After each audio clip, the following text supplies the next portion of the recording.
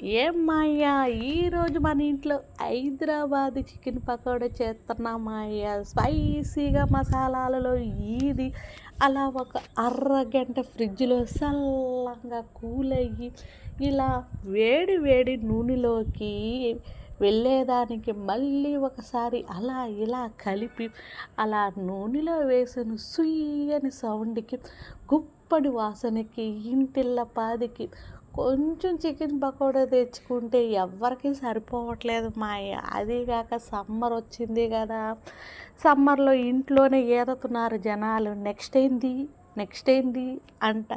అందుకోసంగా first వాయి అయితే అయ్యింది మాయో, సెకండ్ వాయి అయితే వేస్తూ ఉన్నాము.